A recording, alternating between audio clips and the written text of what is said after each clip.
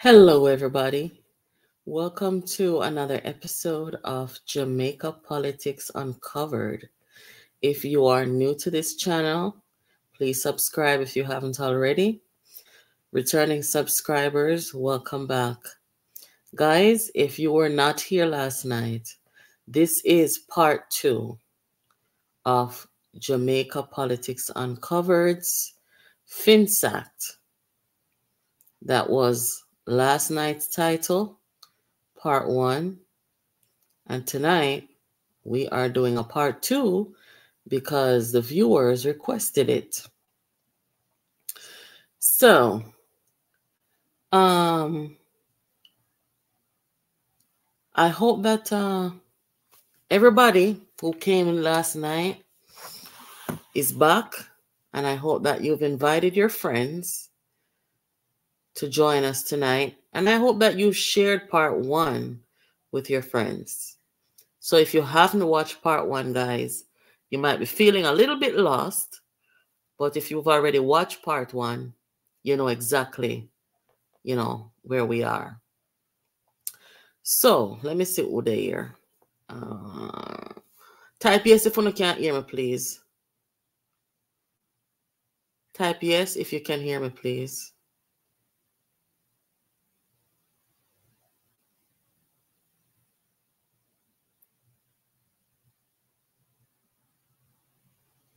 Good evening, everybody. All right, good. So tell me in the comments, guys. Did you enjoy last night? I had so many people say, please come back with a part 2.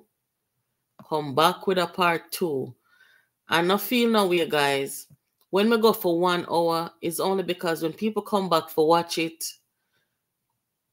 I don't know about you guys, but for me, I would not want to watch somebody's life for 2.5 hours because I just don't have the time. So I try to keep it at a reasonable time so that, other people will feel comfortable, in wanting to replay it. So thank you for the confirmation. Everybody can hear. Yeah, man. So if you're looking at the screen right now, the man that you're looking at is the former finance minister, Dr. Omar Davies. And Omar Davies served as finance minister under P.J. Patterson's government.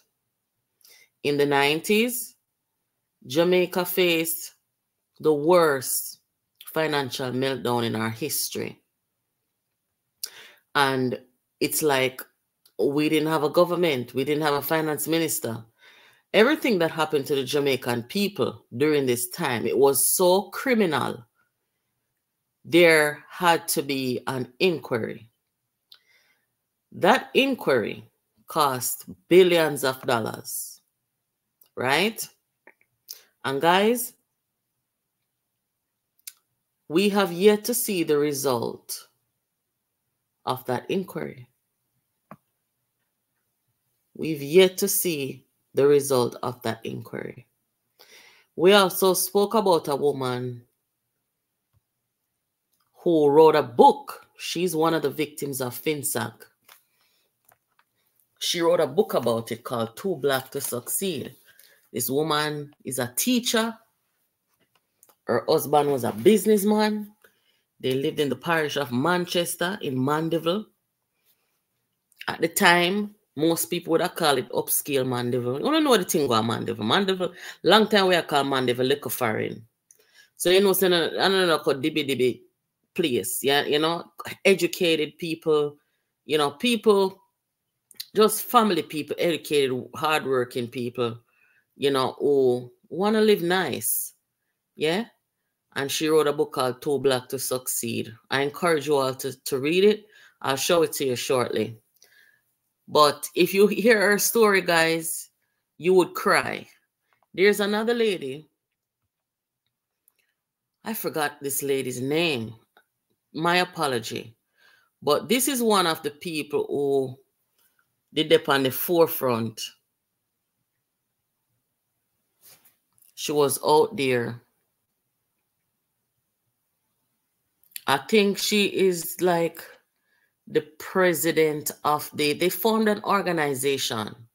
Yes, they formed an organization of people who are victims of FINSAC, which I thought was a brilliant idea, you know, but some people, they were just so broken. They felt like, you know, there was no hope. They didn't feel like they were gonna get anywhere, you know, so they didn't bother. They just went into grieving mode instead of, you know, fighting. I don't know how it go with women. You know, some women, they're very strong no matter what they're going through. You know, guys, them are gonna strong up and them are gonna stick it out and all these things. I want to show you guys a video of a gentleman who was a victim of FINSAC. I'm going to show you what he had become after he became a victim of FINSAC. Guys, if you are just joining the live, please give the live a thumbs up and share the live with somebody. If you are just joining the live, please give the live a like and share the live with somebody.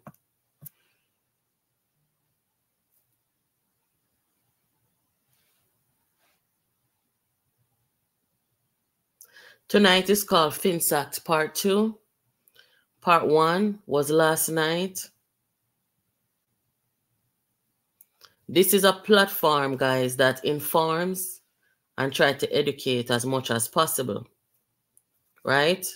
The aim and objective is to make sure that our politics become better. That way we can have a better country. We have been fighting this fight for too long as a people. And it's time now, because a lot of these people, they've gotten worse and worse and worse, because the Jamaican people, they've just decided to either migrate or keep their mouth shut and work with what's going on, right? And all who rub up the Jamaican people, them, all who disrespect the Jamaican people, them, and take the people them for fool and dunce, some of them come back now. Them come back now to further enrich themselves, right?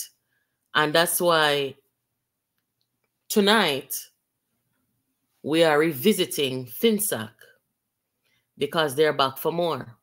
And if you look at the photo, that was advertised for tonight's program, you will see 3 significant individuals on it. And these individuals, they are the biggest beneficiaries of FINSAC. Omar Davis, Mark Golden, and Peter Bunting. Omar Davis is too old and, you know, frail now. You know, he's already done his time. He's already scrape where he need for scrape. So him set on him 2 friend them, you know. Him bringing Mark Golden into the politics. And if you didn't know, Mark Golden came into politics because he advised and he was friends with Omar Davis. Now, a man like Mark Golden, to be brought into the politics by a man like Omar Davis, who did such a horrible, horrible deed to the Jamaican people, should be frightening for anybody, right? So we should be concerned. We should be frightened. The nerve that these people have to want to come back, the nerve that they have. And we already know their intention, because we can already see it. It's no secret why they're back. So we, the people, we must be patriotic Jamaicans, and we must be patriots. And whether they are JLP, PNP, or no P, when we have people who want to come and take advantage of Jamaica people, and if they are taking advantage, we're supposed to talk out against them. And if we remain silent and remain quiet, guys, we are complicit, right? We want all our way pass through on earth here, so we want our country to be better than how we found it, right? for our kids and for our grandkids. So we must not remain silent. So I'm going to show you guys a video right now of this gentleman and what they did to this gentleman and so many others. Over 44,000 Jamaican people. Businesses, small businesses. Some businesses were there over 100 years. Entrepreneurs in the country. Ruined. Sick out. Died. Migrated. Have a listen. Very, very hard to cope with life like this. After working hard for several years to build his dream house, he was thrown out in an instant, losing belongings he and his family had spent years accumulating. The FINSAC entrepreneur claims his house, which was valued at between $9 and $11 million, was offloaded by FINSAC for just $3.5 million. At the time when the house sold, they said that whole 11 million. And they said they sold it for 3.5, and I still have a balance of 7 point something. Up to now, I don't know if I still owe that money or what happened. I don't know if I have a money in my hand now, if they will come to me for that money, because they say I owe it, and I don't know if it's still growing interest. Because every time we ask for an account, nobody won't give it to us. Mr. Willis says he ended up being FINSAC'd because he took a revolving loan from the now defunct Eagle Commercial Bank. However, with the interest rates skyrocketing, he, like many others, found it difficult to keep a pace with the financial demands. Dealing with the emotional toll of FINSAC hasn't been easy for many who were forced to start life all over again. Guys, I am not going to show any more of these stories because it's hard for me to watch. And I imagine it would be for you guys too. So I just got a little snippet to show you as an example of what these guys did to the Jamaican people. If you were here last night, you would have heard how Mark Golding and Peter Bunting, the biggest beneficiaries of FINSAC, heartless and cold and cruel, how they benefited from it, right? If you ever hear about DB&G, when I left the show last night, guys, I was thinking to myself and wondering if DB&G was there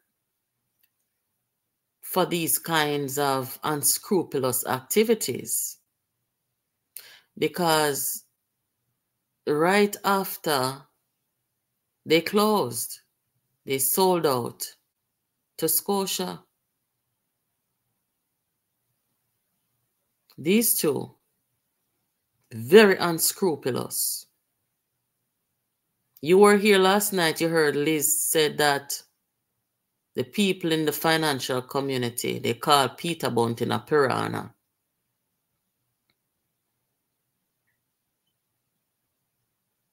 These people have no mercy. This is the man you just watched in the video. Man loses business and home during FINSAC.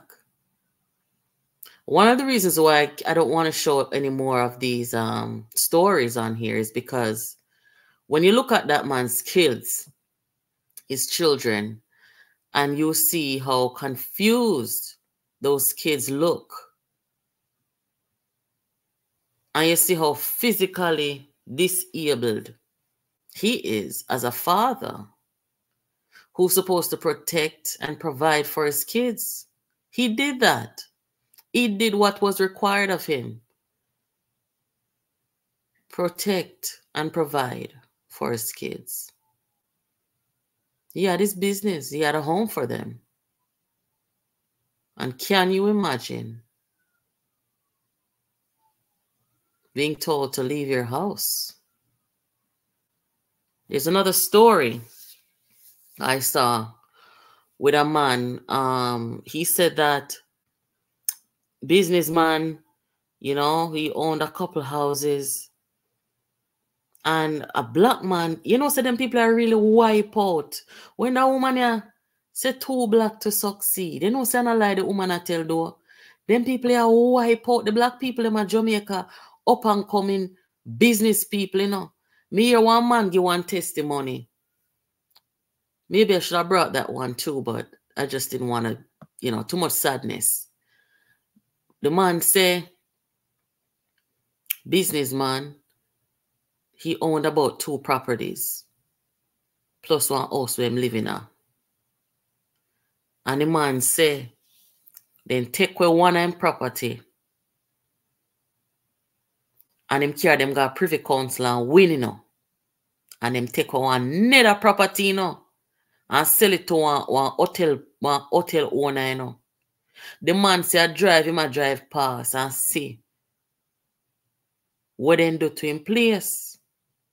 I build up him place as part of their hotel.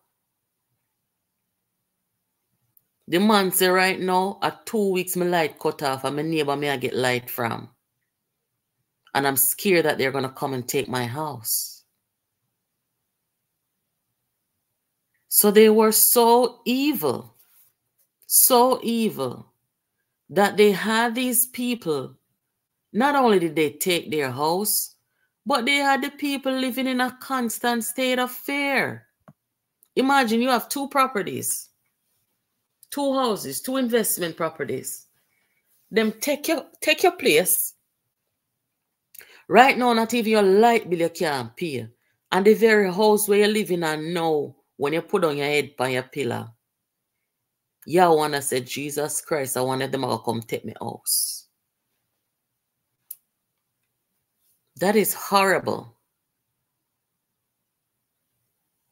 And nobody stopped to think. Let us stop this bleeding, these tears. And that's why they say that it's the worst. It's the worst transfer of wealth from the poor to the wealthy. And it's true. So when you hear people like Mark Golding come and talk about him rich and him rare and him rare, Mark Golding not come from a rich family. Him don't come from a rich family, you know. So we know how he got his money, but he would never tell. He would never tell because it was criminal. He didn't come from a rich family. His father never come to Jamaica as a rich man. His father come to Jamaica as a man in the medical field. And the rehab center, and all time father pocket him father build this. So if I'm not mistaken, I think his father got some assistance from the British government. So on an all-time pocket, he never come to Jamaica and shell out all this money to build this rehab center for Jamaicans because he loved Jamaican people so much. It's not true. And if there was money to be made in what his father did, he would have gone that direction. But he didn't. He went the unscrupulous way. Got rich through politics. Same thing holds true for Bunting. What a disservice to the Jamaican people. And now them come and run off them mouth. About them rich and them money and them this and them that. But them not tell you the truth. Them come and them call Andrew Holness thief. Them call Andrew Holness corrupt. What are they? For what they did to the Jamaican people? The scale at which they enrich themselves is nothing compared to what Andrew Holness will ever do as Prime Minister. And that's the truth. And I will talk it here again. I'm not an advocate for Andrew Holness. I'm just a speaker of truth. What they've done to the Jamaican people, it's no other government, administration. And it's not fair to blame the administration of this time. And why I say that, there were people serving who would have never done anything like this, who saw this and saw the wrong and the evil in it and the wickedness in it. People like Carl Blight, who apologized to the Jamaican people and those who suffered so bad. He apologized. I think I showed you some text last night. And several times, there are several articles out there where Omar Davis acknowledged what he did and apologized. Whether that was sincere, I don't know. But how these people were not imprisoned is beyond me. So Dr. Carl Blight, he was a victim too. He lost a lot of stuff too. And he apologized. So to say the administration, I wouldn't say that. Certainly, I would definitely blame PJ Patterson as the leader. One of the women who became an advocate and an activist as a victim of the FINSAC thing, right around the time after FINSAC, PJ Patterson wrote a letter to the Prime Minister of UK, Mr. Cameron, and he was kind of scolding him. And this lady, she's so sassy. She said, Mr. Patterson has no moral authority because he was talking about reparation and how Mr. Cameron was dismissive of reparation and re. And she was like, you need to apologize to the Jamaican people for what you did to us. For what you did to us. You are in no position to speak to Mr. Cameron. She was fierce, and rightfully so. And likewise, Miss Valerie Dixon, she was everywhere. Not everybody took the loss and go lay down and died. There were a few, very few, who stood up. They got lawyers.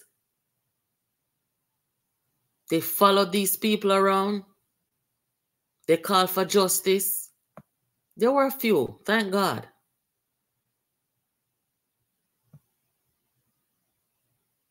And let me let you hear for yourselves how Mark Golding said he came into the politics. He came in because Omar Davis brought him in, rewarded him after them colluded against the Jamaican people, then cook up FINSAC so he can get rewarded.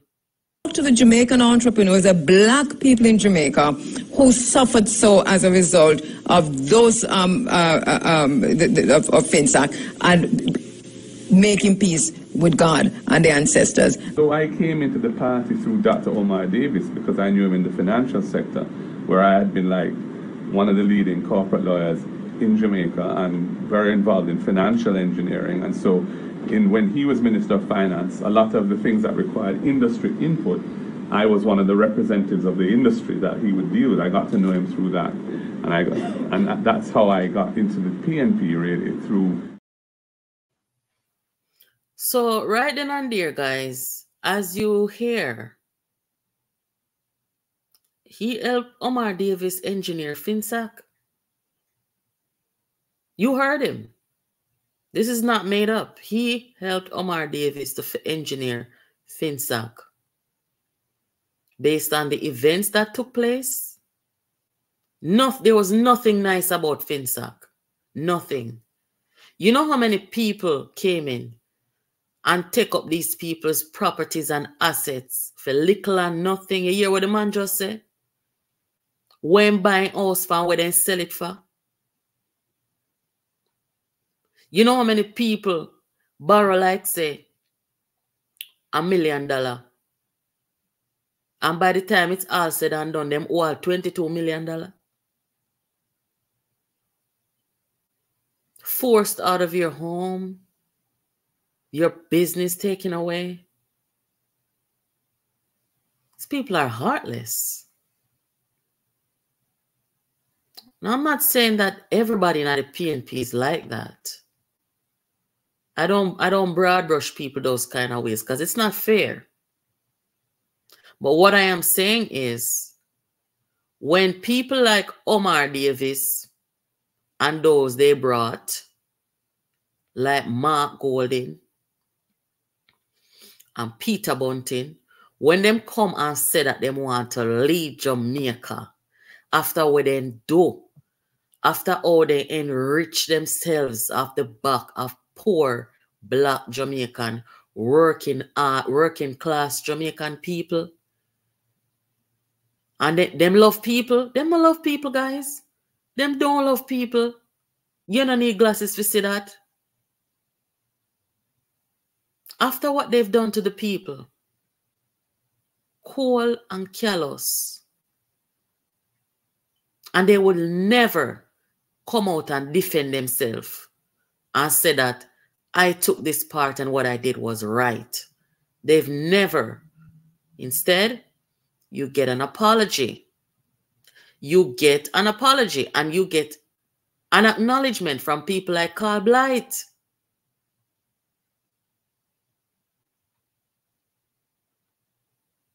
Them not go willingly put them on behind them for police lock them up. And that's how it is. You get an apology. An apology cannot bring back the people them who go unalive themselves. An apology cannot restore the people's dignity. An apology is not enough. But it's not like what they did, they didn't do it intentionally, you know? It was not a mistake. It was not an error. They did what they did.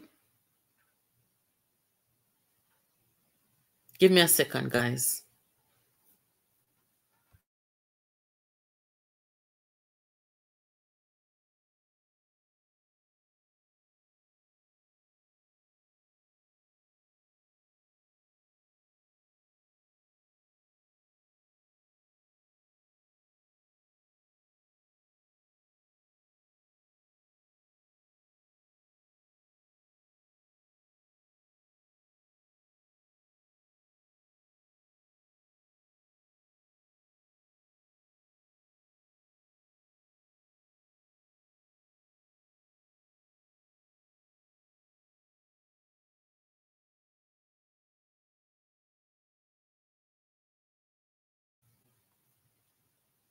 Yes. So there was an inquiry, as I told you guys, and as some of you may know, Commission of Inquiry. How much years now? Many years. And we've yet to hear this inquiry. We have had 2 administrations, 3 administrations. We have had administrations come in and no one tabled this or provided the Jamaican people, the Jamaican taxpayers who paid for this to be done. Nobody would show the Jamaican people what really happened. So there hasn't been any accountability. No, there hasn't been any accountability. So if and when these guys come back to office now, what do you think them are going to do with the FINSAC inquiry? What do you think them are going to do? You go have Omar in the background and remind Mark Golding. So make sure him cover up that. And you have his evil twin, Bunting. I tell him, say, make sure you cover up that. Make sure that no release.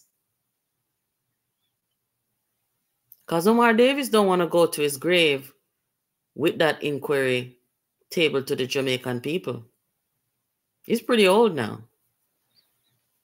Too old to go to prison. And in Jamaica, we probably would never see that anyway, because we are not like Singapore, who prison politicians when they are corrupt and wicked against the people. And this is what the problem is in Jamaica. Our law enforcement agencies and bodies, they do not have any guts. When it comes down to politicians, they do not have any guts. And that's why when them kill Melissa,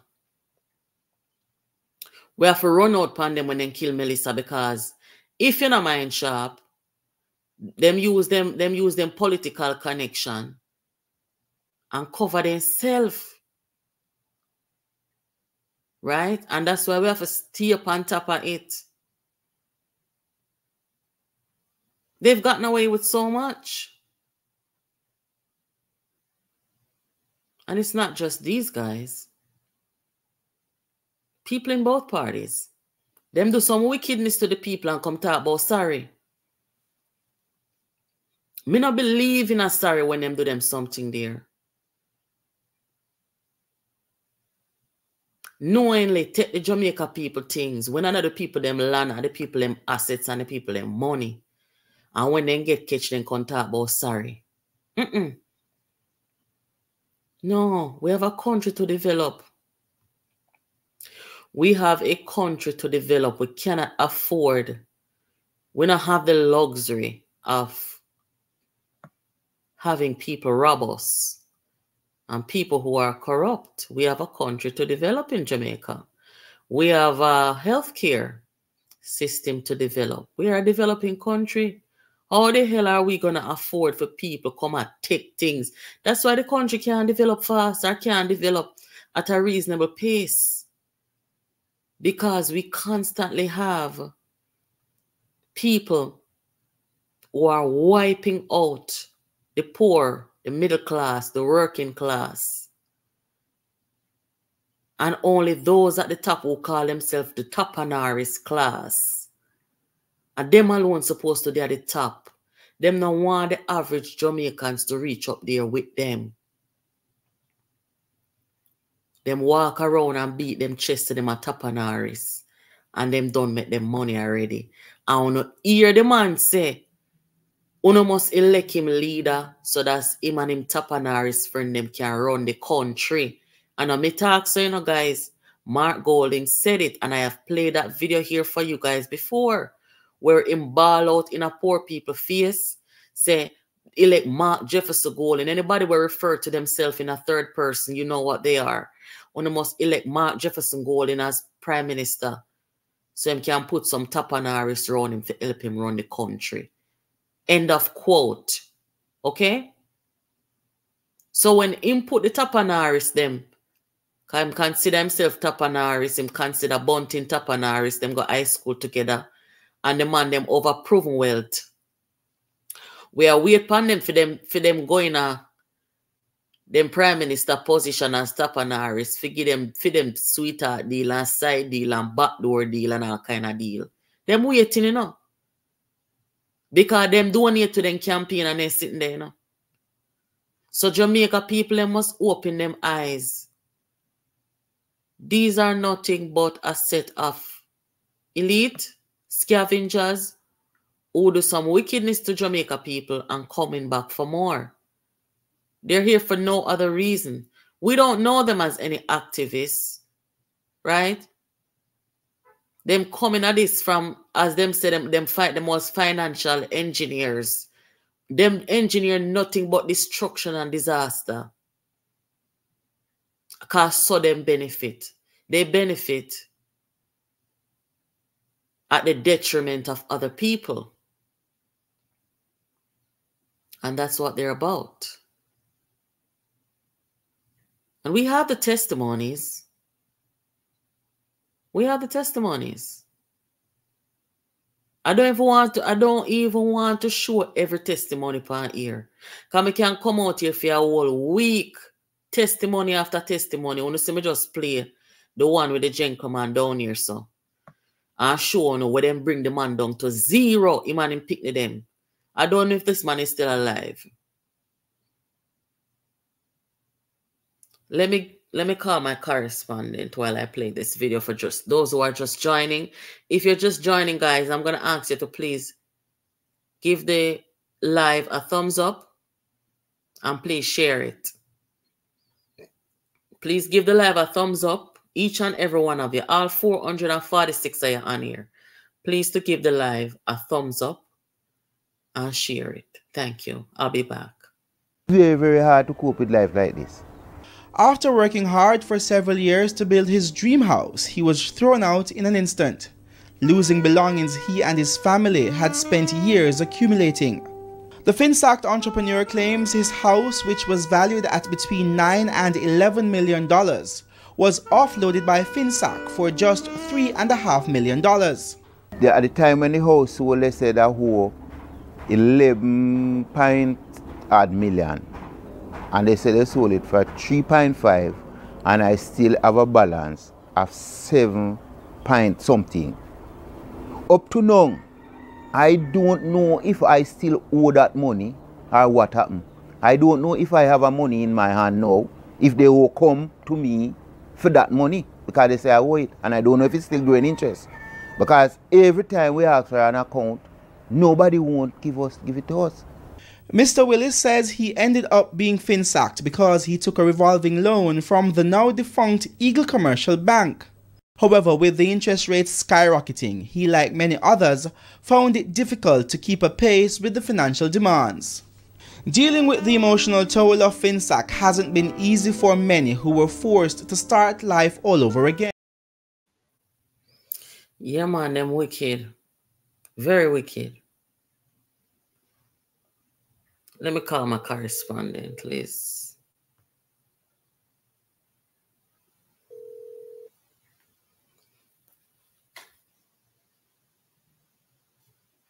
Hi, Liz. Good night. Good night. Hello. How are you? I am good, interesting things happening in Jamaica. Yeah, that's good. I guess you'll give us a brief update. But we're back here tonight again because after listening to us, several people asked for a part 2 because them say last night was too short. So you gave a pretty descriptive account for the role that Mark Golding played and Peter Bunting and Omar Davis in the demise of the Jamaican people, working, middle class, poor, biggest transfer of wealth from the poor to the rich. Remind us, Liz, who was it who coined that phrase? FINSAC was the biggest, or is the biggest, transfer of wealth from the poor to the rich. Do you remember who said that? Yes. Good night, everybody, and I must commend you. If I could go medal, award, national honors, you are doing at the right time a very, very good essential program, reenacting the old FINSAC development, because we see certain things happening again.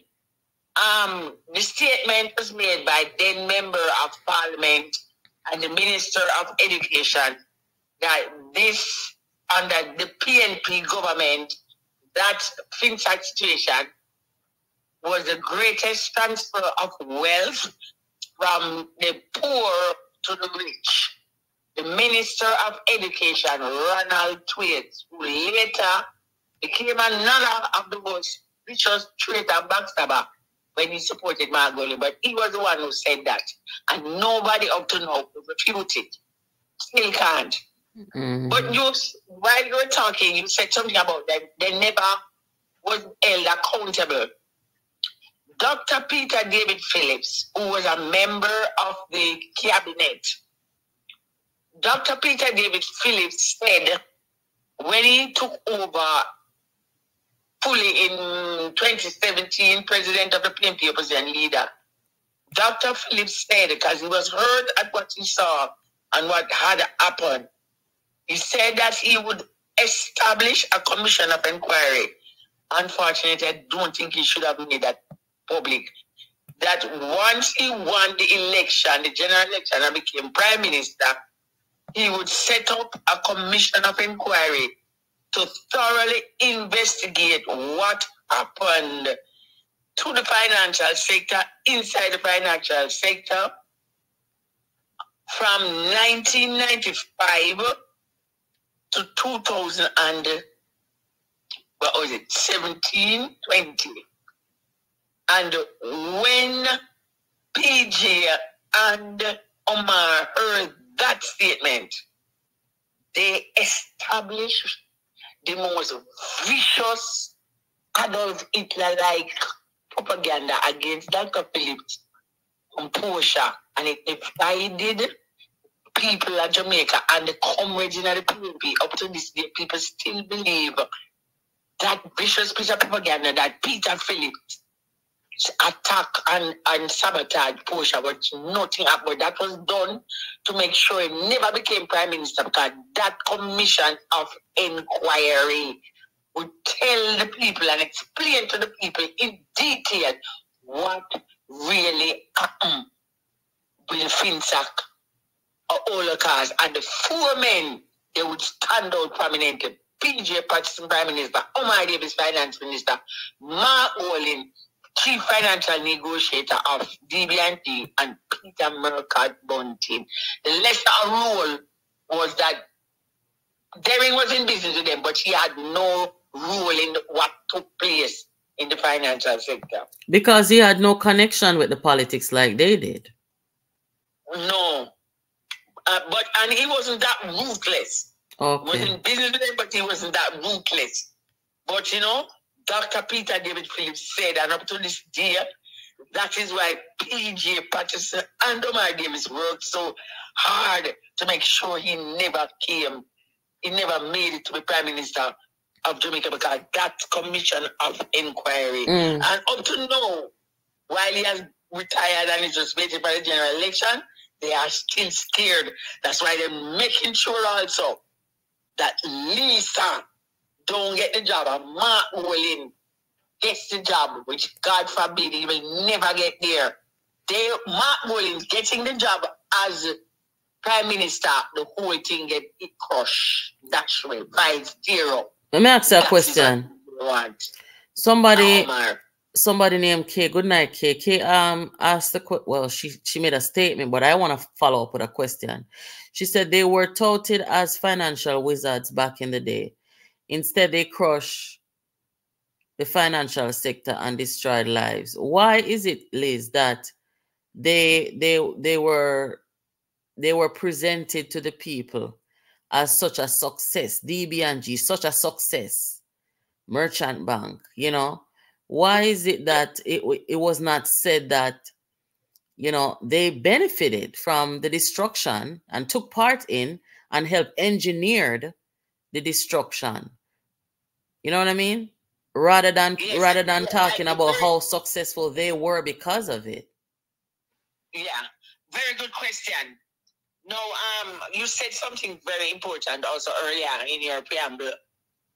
Mark Golding's father was not a rich person. No, he was an ordinary doctor in the British system, and he was part of the experimental polio vaccine, and he was paid.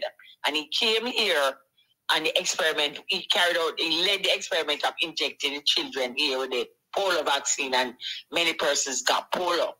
So he was not a rich person, and Mark Golding not come from a rich background.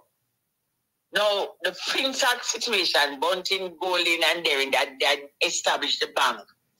But the bank now became a killer. It was a piranha-like bank unleashing Holocaust because of the financial dealings at the time, 14 years, between DB&G, chief financial personnel, Bunting and Golding, and Omar Davis, finance minister, and PJ Patterson.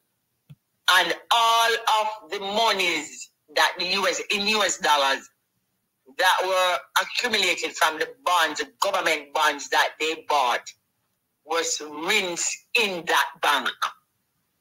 That bank became the chief. It almost, it couldn't really legally, but they almost use it more than how they should have used the central bank, which was the Bank of Jamaica. And so the fact of the matter is that they were allowed, because Them never just became billionaires because of their dealings and the sweetheart deals, you know. The agreement was that any plane, two government personnel had to get kickbacks. They had to get their share. Kickbacks. It's an extensive, and God bless you. And I'm sure all FINSAC persons who are still alive and their families will forever be grateful to you for, because it's an essential part of our history that must be examined thoroughly in the public domain. But Dr. Phillips had to be stopped because that commission of inquiry will be too revealing. So but they made millions. They took, just remember you guys said, they took people's homes in exclusive areas. They took people's vehicles. The majority, the 90% of who they destroyed were black Jamaicans and whose banks were growing. And Bunting wanted to own it all. He wanted a monopoly banking ownership. He wanted to be. So he was the one, Angoli was the one who advised Omar Davis, then finance minister, to carry the interest rate through the roof and to remove to such a point where savers in the other banks has lost interest on their savings up to this day. You're not getting 0.005 interest on your savings and all them things there. So look here, the fact that they dissolved this bank when I think it was around the time when the PNP came out of government. Remind us again. When did they dissolve this bank again? When they sold DB&G to Scotia, yes. Was it when the change in government? Bunting was now 2007, somewhere in that time, 2007 to 11. Bunting had now returned was coming back to, because PJ retired in 2006, and he told me personally, one-on-one conversation, that he was going to return to the politics, representational politics, when PJ leave, and he did that. But by this time now he was a billionaire by the government of Jamaica, and so he was returning to the politics, and Golding, he was bringing Golding in. Omar Davis have him over, did have him by them time over South St. Andrew, put him on executive, so he was over there 10 years before he got the seat. He was there. So because the Bunting was coming back to representational politics, now they liquidated and wrap up the DB&G bank and sell it to Scotia. There was an agreement between him and Portia also that he took care of certain amenities, or what you want to call it, inside the PNP. That's how it was an agreement between him and Prime Minister Cynthia Miller. That is how Bunting returned. So when the nasty character ball out say a theme checkbook, the agreement was in place. That's how Portia had him come back into the PNP. It wasn't just him get up on him checkbook and him pay the light bill. It was an agreement that you took responsibility for certain things as General Secretary. So, and, the FINSAC thing, but we not clear all them stuff. Somebody, the right Prime Minister in the PNP, got all the commission inquiry, and the Jamaican first 44,000 will get justice from the two of them. You know what I'm wondering, Liz? The reason why I asked you that question is because I was wondering if they basically dissolved and sold it because they no longer had an ally in any government who would have done what Omar Davis did. So whether JLP or PNP, nobody else never will come and do them criminal behavior there and make them benefit off of it. So they just figured, we've made our money, let's just sell it out. You know what I mean? No, man. Remember, when they became billionaires during the FINSAC era, right? The next step, they planned it out, No, they Bunting, the statement came out publicly. We are going to run Jamaica. Bunting was going to be Prime Minister. Golding going to be Finance Minister, so them control the power in terms of the Prime Minister, office of the Prime Minister, and them control the financial power in terms of the Ministry of Finance, that will be Golding, and then the communication of what really comes out to the public will be controlled by Christopher Derrick. So the three most powerful ministry would be Prime Minister Office, Ministry of Finance, and the Ministry of Information. Right? With that was their plan. So they had to get rid of the bank, because by selling the bank now, Scotia Bank, not when the commission and if the commission and inquiry was allowed to be held, and documents wanted from DB&G transactions during the period, then Scotiabank would be just private sector interest.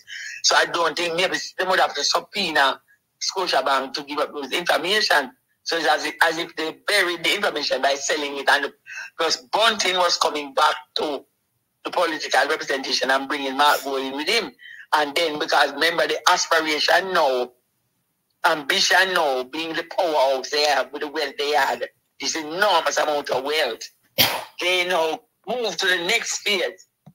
Phase 2, they were going to run Jamaica, the three of them.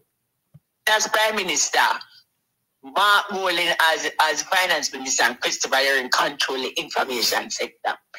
But then the PNP got to do something. Things happen, Natalie happened, Stern happened, and Cross happened, and the PNP resistance happened, and other things. And so their attack on members of the PNP, like Hannah Palwell, because I'm saying this based on what I have seen, you know, their behavior and those they recruit. You know, they recruit the little bit of blood girl and them people there. And, you know, I read some of the stuff that they post on social media and how they would attack some of these people. And the WhatsApp leak where they were plotting up against the PNP. So when you see them attack people like Lisa Hanna, them attack people like, you know, Philip Palwell, you see them attack people who, like Damian Crawford, for example, and the other people that they will attack, and those people would get so scared that they would just fall in line. What? All right. Lisa was invited because I don't know if people remember, at one time it appears as if Bunting was trying to date her, but Lisa said no. But you know, you would see her over South End football match, Imani.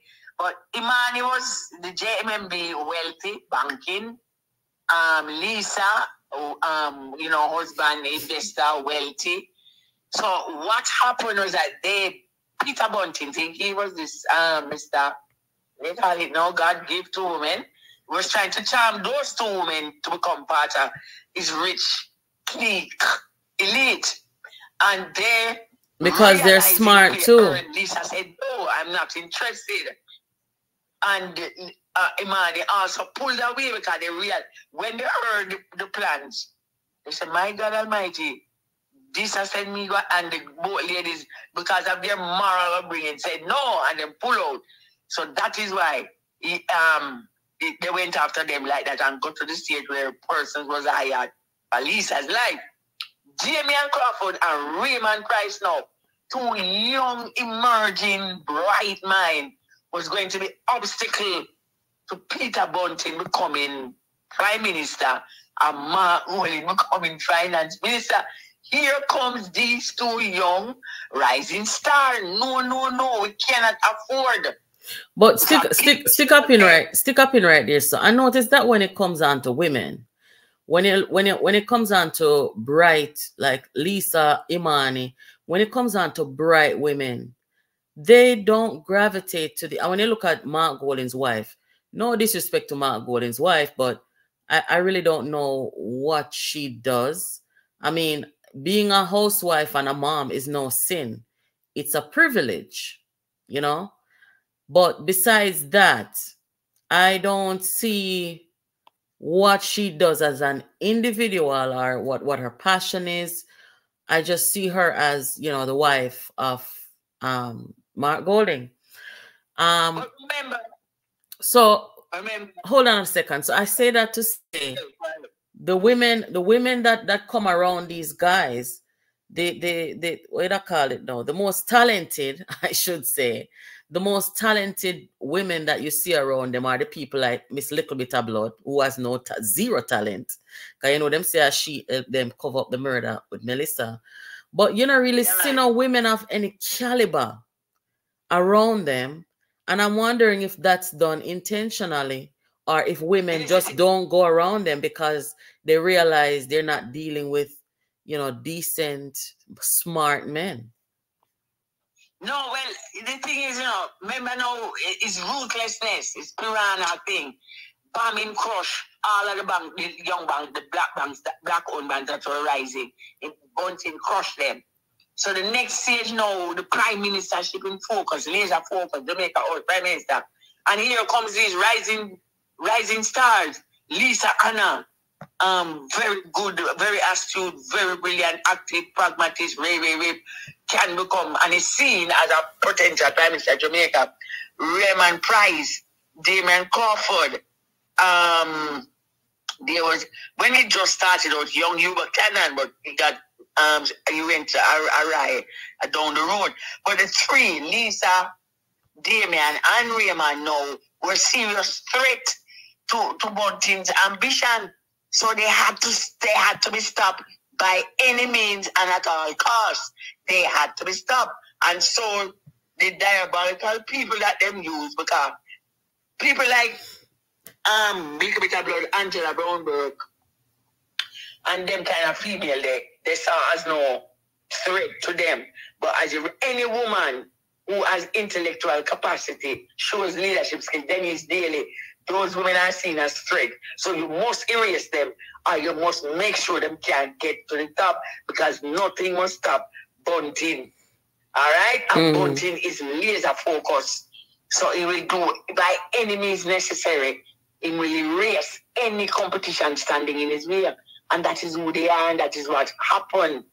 And then the ordinary man in the street, the ordinary comrade, who believed, because they never, Bunting and Golding never saw Portia as any threat to them intellectually, you know. Although Golding not bright, people will go and find out. Bunting and Golding. What you mean by people will find out? It's very obvious he's not bright. All right. Well, some people still don't want to believe it. And it doesn't take, you don't have to have a PhD to be a crook. That's how they enrich themselves. You don't have to have a PhD to do that. But no, that is true. By his utterances and his behavior, man. he's not a bright. My 15-year-old daughter brighter than him. Long time. But the thing now, Sandra, you must also remember it is facts. It has been proven factually. I did my research early. The only thing I got a bit out of line was at the age. Sandra was the helper's daughter. Her mother worked in his house. And as you said, he grew with this white attitude, UK born. He's entitled. So even the body, a black young female, 15 years old, is entitled because she's a helper's daughter in his family home. So Sandra had her first child at 15 years old, right? She was 15, which was under the statutory age for sexual consent, but he's not rolling him white, he's a professor rolling son. And then, Sandra's education, he was calculating and cold-blooded. He never thought it necessary to say to Sandra after the first child, and his father forced him to marry her and went to Florida. He never thought that it was necessary. Since him going sick, they are going to push him out to come to claim him not on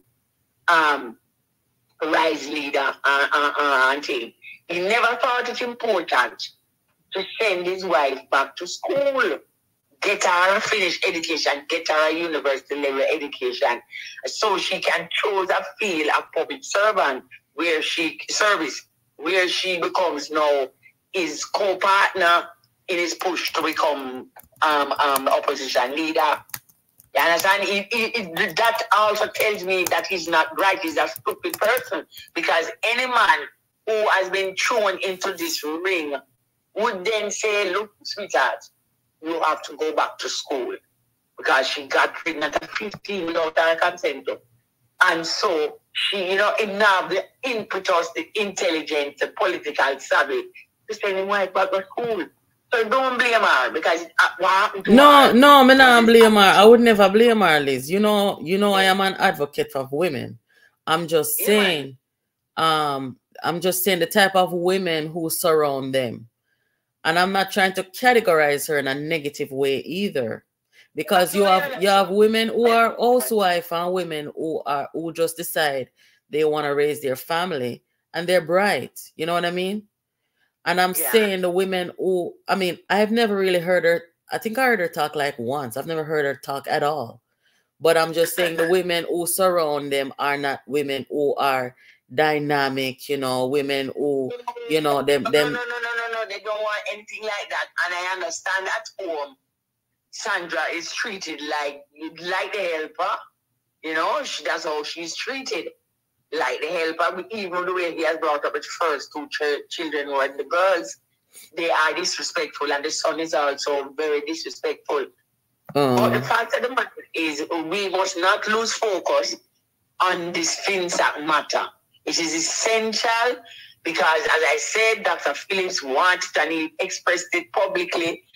And winning the 2020 election, becoming Prime Minister, one of his first jobs, he would establish a commission of inquiry, quality commissioners, and it will look at corruption in Jamaica from 1995 to 2020. And of course, he had to be stopped.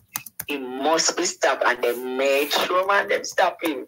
Propaganda on this of Portia, and on fight against Portia, and on this, Omar Davis, and Pickers Gill, Agent Nicholson, one more was sent to his home by PGF.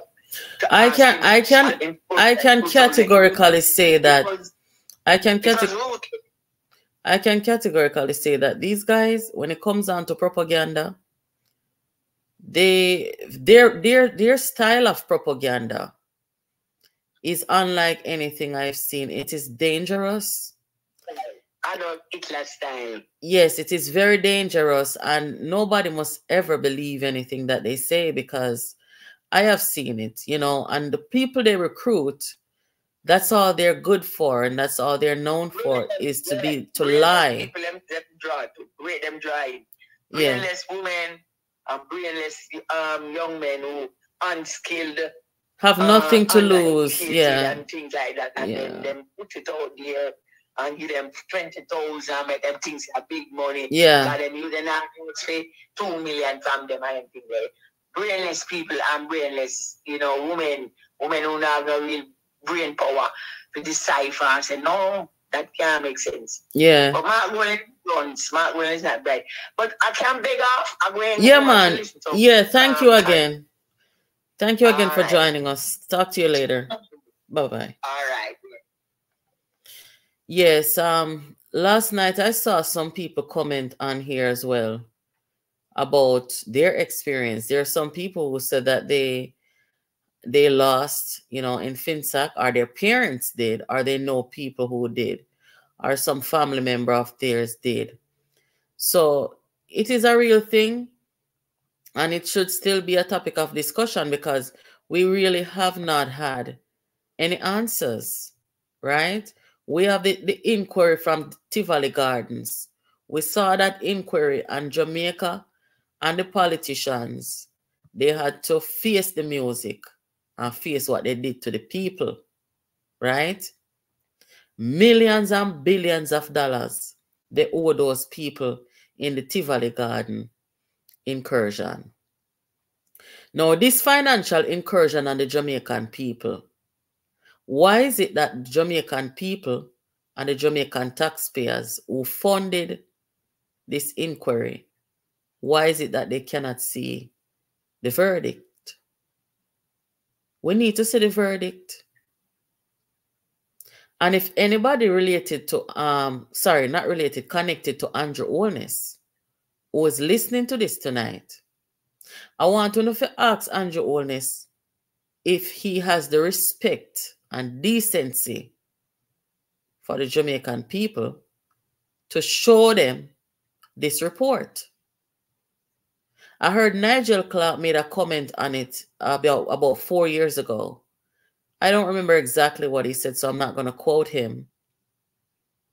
But are we to believe that a couple decades later, this report has not been completed? I don't think so. But the Jamaican people should hear what happened with this inquiry. Just like how we could have tabled the inquiry about the people and with the incursion happened to, we want to hear about this. We want to hear, we want to see. It's time for transparency. No more cover up. See them reach a situation where they try to cover up murder and Melissa Silvera. Too much cover up. Draw the sheet off of this, make the Jamaican people them say what really go on. Okay? It is time. Because when you guys cover these things up, you have the unscrupulous bunch who come in now think say nobody wants to see them final leader after what they did to the Jamaican people. No, man, no, sir. No, sirs. No. So to Andrew Holness, make the people them know what go on. Make the people them know what go on. After the tabling of the Tivoli incursion, it was ruled that a lot of the people were to get some money for what happened to them. I don't remember the exact figure, but a whole heap of money in total to the people them who suffered in the incursion. Right? And you know what gonna pay the money there? Jamaica taxpayers them. Right? For the recklessness of how that incursion came about. So it is possible that if this report is tabled, you know, there's going to be monies owed to people and all kind of stuff. But nonetheless, we need to hear the truth. We need to hear the truth. And you see, women are always the ones on the battlefield. It's always the women on the battlefield who play the most significant role when it comes down to justice. And this lady right here, you're looking at Valerie Dixon, she wrote a book. I encourage you all to go read it. It's on Amazon. You can order a copy of it on Amazon and read. She's a teacher who was told to leave her house now in the parish of Manchester. Her husband was a businessman. They basically moved her out of her house. Moved her. Take out her furniture them. Take out her couch, her curtain them, her pillar them. Move her out. A woman who dedicated her life to service to our country and did everything right. Never thief nothing, never kill nobody. And this is how they deal with her. So you must read her book and listen to her speeches. If you Google her, you will see some of the speeches. And she's not lying. Too black to succeed in a Jamaica where 90% of the population are black people. And you have them here. Them barely born in Jamaica. And them are going to come talk about them and them tapanaris. If you can step on black people again, I don't think so. I don't think so. This one, him and the couple of other tapanaris them in the politics. Then phase out because they then get all you know. Right? So, them pass it on. Them pass it on to them 2 years. Them 2 years are the last. So once Jamaica get rid of them 2 years from out of politics, Jamaica can start see some different things, some new ideas, and some different people. Right? Them trick on what them say black man time now. Remember me telling you that when PJ Patterson come tell Jamaica people about black man time now, I trick on you. Because it can never be black man time when time they wipe out so much black entrepreneurs in Jamaica. It's the truth, me attack. I don't give a shit who vex. Because PJ served 3 terms And he was so politically savvy that he was able to secure so many election victories. That's beside the point. When you are going to come and tell the people about Black Man Time now, I want to wipe out over 44,000 small businesses, entrepreneurs, middle class, poor Black people. Black Man Time now for who? Huh? And then you never come now with no friend. When you look, a murder cover up. You're not sick in on the head, man.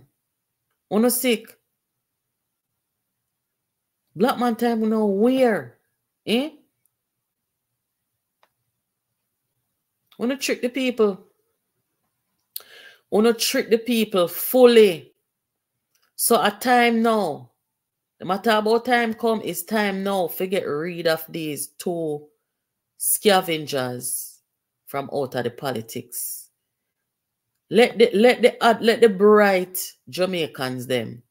Whether it be Damian Crawford, Lisa Hanna, whosoever. There are some bright people in our politics. And you see, if we as Jamaican people continue to let these evil reign in our politics, those people, because they want to serve their country so bad, they're going to fall in line with the evil among us, thinking that they can get in and do what is right for their country. But no, they have to get in and fall in line with evil. They have to get in and fall in line with evil. And that's what we don't want. We don't want a continuation of evil in our country and in our politics. It's time for Jamaica to let some real patriot, some real smart people. Guys, I was listening to a thing that they did at UWI back in 2019. I was doing some chores around the house and decided to put it on the TV. And it was a gathering at UWI about Peter Tosh. And yeah, some people gave some speeches. You know, some Rasta people and some non-Rasta people gave some speeches about, you know, the role that Peter Tosh played in a revolutionary way, in the way that he delivered his music. He was basically a politician and an activist through his music, like a lot of other reggae artists.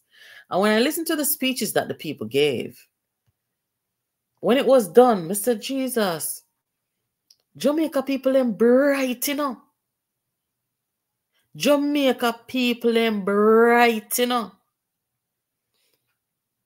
So why don't we have a parliament filled with people who are bright and honest and decent? We can do it. We can do it. We don't need to lose them people there to migration and people who just get disinterested. We don't need to lose the people them like that. Let them aspire to serve and turn their noses up at corruption and people who are corrupt.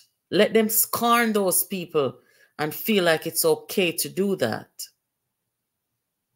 Because only then we will get rid of the evil among us. And them gravitate to politics because them know that them can find safe haven. They can find safe haven in a politics because we don't talk up. We must talk up. Cost it what it will. You understand, guys? Anyway, may I leave off here so tonight?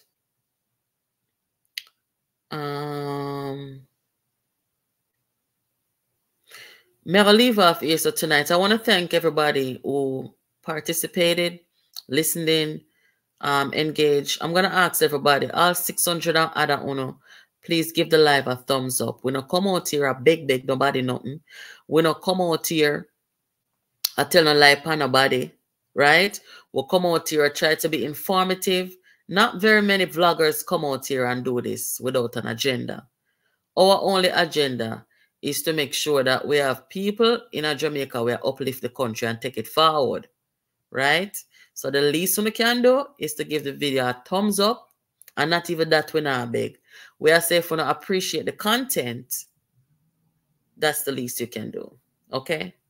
So I appreciate you guys. Guys, what I'm going to have to do now with the phone line, I'm going to have to designate a night or 2 nights where I can present the program and construct it in a way that I can be prepared to take a certain amount of phone calls, right? The last time it didn't go too well, when we did that Saturday night, it didn't go too well, right? So I'm going to have to pick out a few days where I know say, okay, we'll open up the phone line on those nights and we can have a chat, even if it's just for 30 minutes. And we be conservative with the time and so forth. So no feel no way. The phone line is still open, but it has to be, you know, it's going to take a little more time. I may have to be a little more organized with it, okay? So thank you guys so much for participating. Make sure that you are sharing our content. Silent listeners, good night and welcome. Please subscribe. Thank you so much for getting us to 20,000 subscribers. Keep subscribing because we want to reach enough more than that, right? Because sky is the limit. Make sure so you share the content with enough friends and family, because that is how we're going to inform the people and disseminate this most, you know, important information. So make sure so you do the right thing, right? We all have one mission. You're here because you want to see a better Jamaica, don't it? Yes, that's why I'm here.